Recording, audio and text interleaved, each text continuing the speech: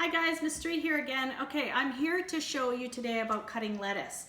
Now this one is specifically romaine lettuce, and I looked at it and I said, oh yuck, but I thought I should show you guys that. So if you notice, it's just gone a little discolored here. So what I'm going to do is I've got my garbage over here, and I'm just going to take off those yucky kind of parts there. I don't want to have that part there.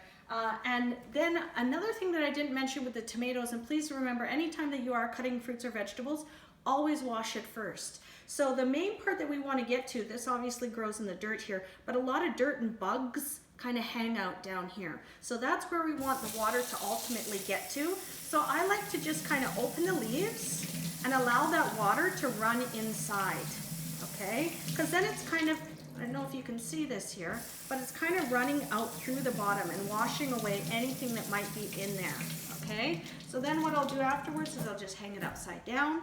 Then as I break off the separate pieces, this is where I really want to make sure that it's getting nice and cleaned in there and there's not any critters or anything that's hanging out in there, okay? I can break these up separately, and let's go ahead and do that. I'll do it for some of it. I want to show you two different techniques for cutting this lettuce, okay? So I'm going to make sure that I'm drying not only my hands but the lettuce really well. Why do I need to dry my hands? What's the reason for that? Kiana? Can I have an answer from the audience? Go ahead, Kiana. Okay, well, I'll tell you. It's to make sure that the blade isn't slipping, okay? If I have wet hands, then it's more likely for the blade to slip. So I've just cut off kind of those old pieces there. I'm also gonna cut off these pieces here towards the end, leave my discard there. Now I could also see this vein that kind of runs down the middle. I could cut that out, as some people don't like that crunchier part. Now I don't mind it and I actually like it, so I'm going to include it on my other cuts, but just so you can see, that's part of what you can do.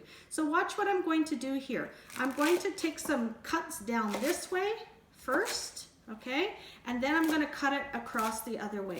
So it's just kind of like a tic-tac-toe that I'm going one direction and then the next. So that's one way to cut it. Another way to cut it is I oftentimes like to just leave these together, because I know I just kind of look through, make sure that there's not anything in there, if it's looking good. The nice thing is having this piece here to hold it all together, because watch what I do. I just cut almost all the way down to the end, and then I'm just going to do a quarter turn, okay, and cut the opposite way. And then I can just quickly cut along here. Now I want these small bite-sized pieces, so I'm not cutting off big honking pieces like this. I like to have smaller pieces like this. This is a little bit easier to manage in my mouth. This is going to be hanging out of my mouth, okay? So just be mindful too of the size that you're cutting, so that it's a little bit more manageable for yourself. So that's cutting lettuce, really straightforward. If you have a different type of lettuce, just be mindful that you can break off the leaves separately. And that's all for cutting lettuce.